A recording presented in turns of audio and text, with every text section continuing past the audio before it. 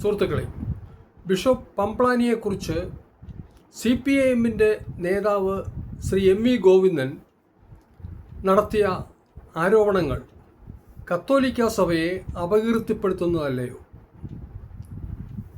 Shri M V Govindan ഈ ആരോപണങ്ങൾ നടത്തിയത് തൻ്റെ അറിവില്ലായ്മ മൂലം അല്ലയോ? ഈ ചോദ്യങ്ങൾ പരിശോധിക്കുവാനാണ് ഇവിടെ ശ്രമിക്കുന്നത്. എന്താണ് ശ്രീ ഗോവിന്ദൻ നടത്തിയ ആരോപണങ്ങൾ? കത്തോലിക്ക ബിഷപ്പന്മാർ അവസരവാദികൾ ആണ് എന്നാണ് ആദ്യം അദ്ദേഹം പ്രസ്താവന നടത്തിയത്. ഇതിനെതിരെ വ്യാപകമായ പ്രതിഷേധം ഉണ്ടായപ്പോൾ അദ്ദേഹം ചെറിയ ഒരു തിരുത്തൽ വരുത്തി. ചില ബിഷപ്പന്മാർ മാത്രം അവസരവാദികളാണ് എന്നാണ് താൻ ഉദ്ദേശിച്ചത് എന്ന തിരുത്തൽ. എന്നാൽ അതോടൊപ്പം അദ്ദേഹം ഒരു കാര്യം കൂടെ കൂട്ടിച്ചേർത്തു.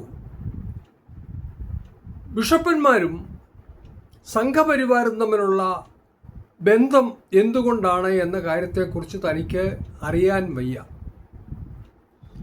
ഈ 3 കാര്യങ്ങളിൽ ആദ്യത്തെ 2 അദ്ദേഹത്തിൻ്റെ ആരോപണങ്ങളും അടിസ്ഥാനരഹിതമാണ്, പ്രതിഷേധാർഹമാണ്, വാസ്തവ വിരുദ്ധമാണ്. അതേസമയം അദ്ദേഹം ഒടുവിൽ പറഞ്ഞ കാര്യമാണ് ശരി. തൻ്റെ അറിവില്ലായ്മ മൂലമാണ് കത്തോലിക്ക സഭയെ സംബന്ധിച്ച് അദ്ദേഹം ഈ ആരോപണങ്ങൾ ഉന്നയിച്ചത്. ഇതാണ് വസ്തുത. യാഥാർത്ഥ്യം എന്താണ്? അദ്ദേഹം ഉന്നയിച്ച 2 ആരോപണങ്ങളും തെറ്റാണ്. എന്നാൽ അദ്ദേഹം തനിക്ക് ചില കാര്യങ്ങൾ അറിയാൻ വയ്യ എന്ന് പറഞ്ഞത് ചില കാര്യങ്ങളല്ല. ഈ വിഷയത്തെക്കുറിച്ച് അദ്ദേഹത്തിന് പല കാര്യങ്ങളും അറിയാൻ വയ്യ എന്നുള്ളതാണ് യാഥാർത്ഥ്യം. ലോക ചരിത്രത്തെക്കുറിച്ചും സഭയുടെ ചരിത്രത്തെക്കുറിച്ചും അദ്ദേഹത്തിന് അറിയാൻ വയ്യ. ഒന്ന്, കത്തോലിക്ക സഭയുടെ ഏറ്റവും പ്രധാനപ്പെട്ട ലക്ഷ്യം ആത്മാക്കളെ സ്വർഗത്തിലേക്ക് അയക്കുക എന്നുള്ളതല്ല, രാജ്യഭരണം കൈക്കലാക്കുക എന്നുള്ളതായിരുന്നു എക്കാലത്തും. ഏതാണ്ട് 1000 വർഷത്തോളം യൂറോപ്പിലെ രാജ്യങ്ങളുടെ ഭരണം നടത്തുന്നതായിരുന്നു സഭയുടെ പ്രധാനപ്പെട്ട ജോലി.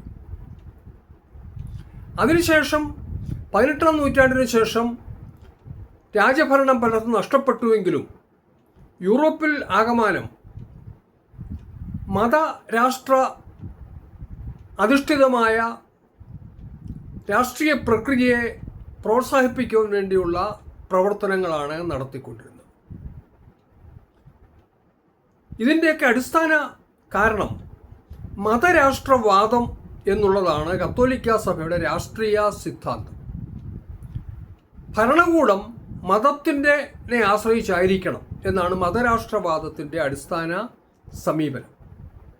ഇത് യൂറോപ്പിൽ മാത്രമല്ല, ഏഷ്യയിൽ, ഫിലിപ്പൈൻസിലും വിയറ്റ്നാമിലുമൊക്കെ കത്തോലിക്ക സഭ കുറച്ചൊക്കെ പരീക്ഷിച്ചതാണ്.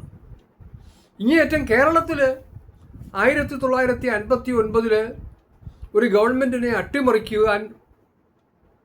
അട്ടിമറിച്ചുകൊണ്ട്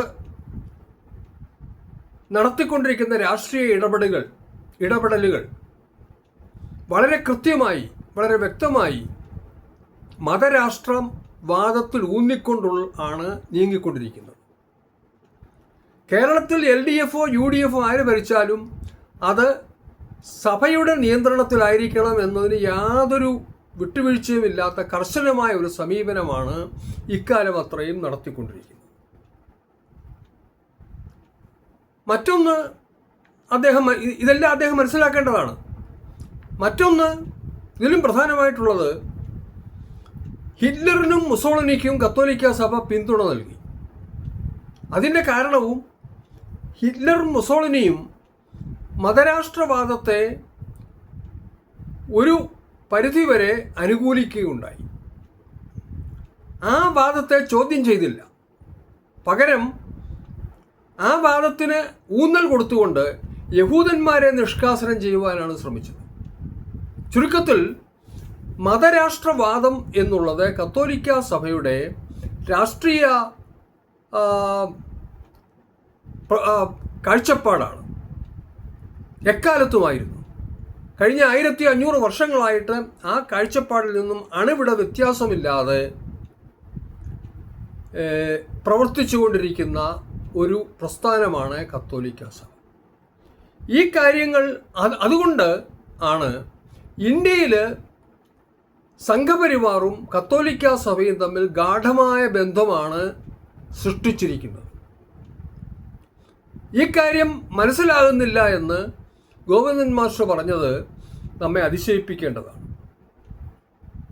കാരണം മതരാഷ്ട്രവാദത്തിൽ രണ്ടു കൂട്ടരും വളരെ ഐക്യമാണ്. പൊതുവെ ഇവിടെ വിമർശിക്കപ്പെടുന്നത് EDയെ ഭയന്നിട്ടാണ് കത്തോലിക്ക മെത്രാന്മാർ സംഘപരിവാറിന് കുഴലൂതുന്നത് എന്ന പ്രചരണമാണ് നടക്കുന്നത്. പക്ഷെ അതിനേക്കാളും പ്രധാനമായിട്ടുള്ളത് അടിസ്ഥാനപരമായിട്ട് സംഘപരിവാറും കത്തോലിക്ക സഭയും മതരാഷ്ട്രവാദം ഉയർത്തിപ്പിടിക്കുന്ന രണ്ട് പ്രസ്ഥാനങ്ങളാണ്. അതുകൊണ്ട് കത്തോലിക്ക സഭയും സംഘപരിവാറും തമ്മിൽ ബന്ധം ഉണ്ടാക്കിയതിന് അത് സ്ഥിരപ്പെടുത്തുവാൻ ശ്രമിക്കുന്നത് ഗോവിന്ദൻ മാസ്റ്റർക്ക് മനസ്സിലാകുന്നില്ലെങ്കിൽ മറ്റുള്ളവർക്ക്, ചരിത്രം പഠിക്കുന്നവർക്ക്, പഠിച്ചുകൊണ്ടിരിക്കുന്നവർക്ക് വളരെ വ്യക്തമായി മനസ്സിലാകുന്ന ഒരു കാര്യമാണ്. ഏറ്റവും ഒടുവിലായി ഒരു കാര്യം കൂടെ സൂചിപ്പിക്കാനുള്ളത്, ഇത് വെറും ഏതെങ്കിലും ചില ബിഷപ്പന്മാർ ഒറ്റയ്ക്ക് ഉണ്ടാക്കുന്ന ബന്ധമല്ല. കത്തോലിക്ക സഭയുടെ ആസ്ഥാന മന്ദിരം KCBCയുടെ കേരള കാത്തലിക് ബിഷപ്സ് കോൺഫറൻസിൻ്റെ ആസ്ഥാന മന്ദിരം എറണാകുളത്ത് പാലാരിവട്ടത്താണ്. അതിൻ്റെ ചുറ്റുമതിൽ കോൺക്രീറ്റിൽ തീർത്ത കുരിശുകൾ കൊണ്ട് ആണ് നിർമ്മിച്ചിരുന്നത്. കളങ്കളമായിട്ടുള്ള ചുറ്റുമതിൽ ഓരോ കളത്തിൻ്റെയും നടുക്ക് കോൺക്രീറ്റ് കുരിശുകളായിരുന്നു. 2022 സംഘപരിവാറും കത്തോലിക്ക സഭയും തമ്മിലുള്ള ഡയലോഗ് വളരെ ശക്തമായി നടന്നുകൊണ്ടിരുന്നതിന് 2020 മുതൽ ആരംഭിച്ച ഡയലോഗാണ്. അത് ശക്തമായി പുരോഗമിച്ചുകൊണ്ടിരുന്ന പശ്ചാത്തലത്തിലാണ് 2022 ഈ മതിലിലെ കുരിശുകളെല്ലാം മാറ്റിയിട്ട്, ആ കോൺക്രീറ്റ് കുരിശുകളൊക്കെ എവിടെ കൊണ്ട് മറവ് ചെയ്തു എന്നുള്ളത് ഗവേഷണം നടത്തേണ്ടതാണ്. ഏതായാലും ആ കോൺക്രീറ്റ് കുരിശുകളെല്ലാം മാറ്റിയിട്ട് പകരം താമരകൾ കോൺക്രീറ്റ് സ്ഥാപിച്ചിരിക്കുകയാണ്.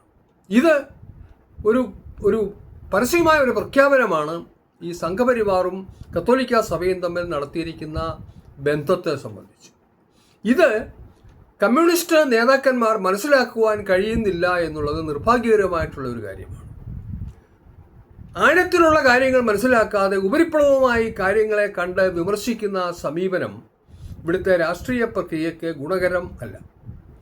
അതോടൊപ്പം തന്നെ കത്തോലിക്ക മെത്രാന്മാരുടെ പുറകെ പോകുന്നവരാണ് കത്തോലിക്ക ഇതര മെത്രാന്മാരെന്നുള്ള കാര്യവും കമ്മ്യൂണിസ്റ്റ് പാർട്ടി നേതാക്കന്മാരെ മനസ്സിലാക്കേണ്ടതായിട്ടുണ്ട്.